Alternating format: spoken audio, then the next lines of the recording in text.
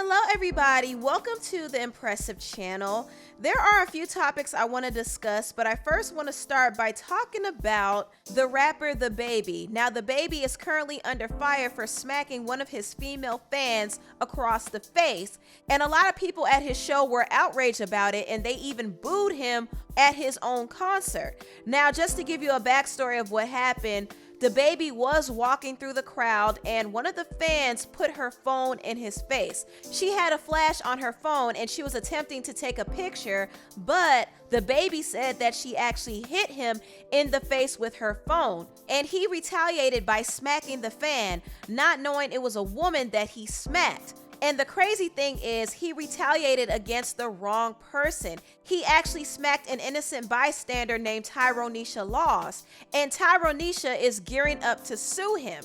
Now, Dababy attempted to smooth things over by issuing an apology, and this is what he said. I do sincerely apologize, I do. I'm very sorry that there was a female on the other end of that flashlight on that phone. Just zoom in. Instead of popping me in my motherfucking eye with the phone. You can get flued out. I'll fly you out. We can sit down, we can have an adult conversation. I would love to apologize to you in person. I can apologize publicly. If you don't prefer that, I can apologize privately. I got no problem with apologizing to you. My main thing is just bringing more awareness to shit like this to just keep it from happening in the future, male or female. After Dababy issued an apology, he actually put together a skit with the comedian Michael Blackston and made a mockery of the incident. Yo, he just... I want a picture. It's cool, he just wanted a photo. He cool, baby. He cool. I want a picture of my nigga. That's what niggas do when they want pictures. They blast I want a picture of your face, my nigga. Just wanted a photo of your face, man. Now, when the victim, Tyronisha, saw the skit, she was very upset by it because she felt like he was making a joke out of the incident, and she doesn't believe that he was sincere about his apology. Tyronisha did speak out to TMZ, and she told her side of the story, and this is what she said. My head was hurting really, really bad, and like the top of my right cheekbone, it was like hurting, like it was tender. So I did go to the hospital, and I was diagnosed with a contusion to my cheekbone. He still makes a joke about it. Like yesterday, he uploaded something on his page in a clothing store making a joke about it. So I don't feel like, he was sincere with the apology. I was embarrassed. I got people calling me, writing me on Instagram through fake pages, people seeing me at my job, like saying, oh, you're the girl that got slapped. Like, it's embarrassing. My daughter waking up in the middle of the night crying, overhearing me on the phone with my lawyer talking about the situation. Like, it's hateful. We went upstairs on the stairway to take a picture at the picture booth by the stage, and I see security saying, move, everyone move out the way. And I was standing next to a young lady, and all of a sudden I turn around and I says to my boyfriend, I said, there go Dababy, he's coming through. So the young lady standing to the right of me, she pulled out her camera. She had on a blue long sleeve. It was like a rumple type. And I see her put her flash on her phone and reach up. But I'm not for sure if she hit him with the phone or I know the flash was on the phone. And all of a sudden he smacks me. And when he smacks me, I fall down onto her and somebody else. They did not offer me medical service. They gave me a hard time at first trying to even give me a police report. And I demanded that I was not going to leave without a police report because of the simple fact that I had witnesses showing it. Even the security that worked for the club told them that he witnessed me get slapped. I'm glad that Tyronisha spoke out against Dababy, and I do hope she gets a hefty sum of money for what he did to her. Now, I have to say this. I do like Dababy as a music artist. I like his music, but I'm not a fan of him as a person. There have been too many instances where he has been violent towards other people, and I think it's weird that people overlook it. I think the baby needs to be held accountable for his actions. He makes a lot of excuses for being aggressive, but I'm not here for it at all. He needs to learn how to keep his hands to himself, because one day he's going to run up on the wrong person and it's not going to be pretty.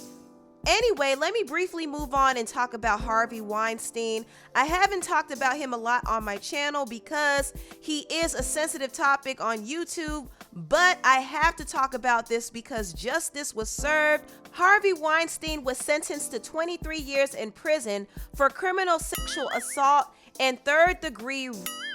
I had to censor those words, but you all know that Harvey Weinstein has been one of the major reasons why the Me Too movement became so widespread. He was a powerful figure in Hollywood and he was abusing his power for years before he was taken down. And now he's being punished for the crimes he committed. And also he's facing another criminal case in LA. So it's possible that he might be facing more time, but I am glad that justice was served. And I do have a feeling more people will be exposed in the future because Harvey wasn't the only one doing what he was doing. So I do have a feeling there will be another high-profile case involving another celebrity caught in the same predicament that Harvey was caught in. So we'll see what happens in the future. Okay, the last topic I want to touch on is the Real Housewives of Atlanta. Now, the most interesting storyline this season has been Kenya Moore and her issues with some of the other castmates, and also her issues with her husband, Mark Daly. Now, last week, Kenya and her husband threw a fundraising event, and we got to see firsthand how Mark actually treats Kenya, and it was embarrassing to watch. And that's when I realized that something was a little off about Mark. I tried to give him the benefit of the doubt before, but his dislike for Kenya is very odd to me. I know Kenya is not perfect, but I didn't understand why he kept picking at her. Even during the scene where she picked out his clothes, he kept making snide remarks, and I was just wondering, why does he have an issue with her? But Kenya revealed something that a lot of people speculated from the beginning. She insinuated that Mark had an affair outside of the marriage, and that makes a lot of sense because it's clear that he's not happy in the relationship. He's not happy that his business has to be on camera, and he's not happy that Kenya lives in a different location than him and has a whole different lifestyle than he does. So looking at all of this, it's not surprising that he had a side chick. I don't want a divorce, but what is your intuition? My instincts say he's doing something else, because I look around and I see these text messages, whatever. One of the women was begging him to keep the sex going, even though that he was married. Are you serious? Yes. That woman, he still communicates with after I told him this is inappropriate.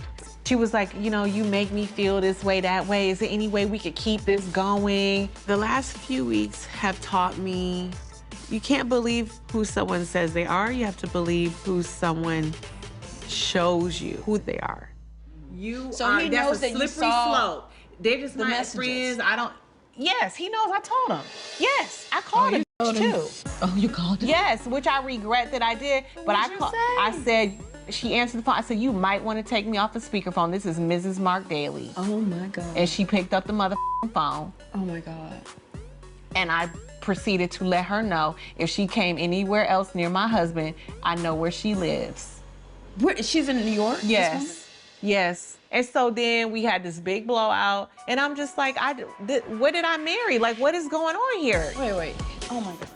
Kenya did break down and cry during this episode when she was talking about her marriage, and I found it interesting to see some of the reactions to this scene.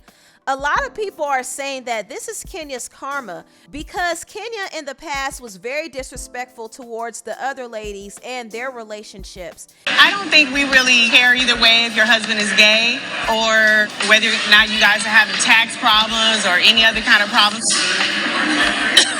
You portray like everything is perfect. It's not really perfect. So when I was married, Kenya continuously flirted with my husband. Do you guys ever role play? No. Phaedra, you might need to up your game a little bit. What is going on? It was you nasty. in particular did send my husband text. I asked you to stop talking to my husband. You continue to talk to him. No, that's not so true. you were disrespectful of my marriage. Those were just a few examples, but also we can't forget that in this same season, Kenya attempted to disrupt Tanya's relationship by bringing this cookie lady on there who claimed that Tanya's man was somehow interested in her. And the whole scene was just ridiculous, but it just comes to show that Kenya has had a history of being messy when it comes to other women and their relationships. So I hate to say it, but Kenya is definitely dealing with her own karma. But oddly enough, I still feel bad for her, I do. But this is a learning lesson that she has to be careful of how she treats other people, because she never knows when that karma is going to hit. Anyway, tell me what you all think about this video down below. Please like, comment, and subscribe, and share this video if you care. Thank you so much for watching, and I'll see you next time. Bye.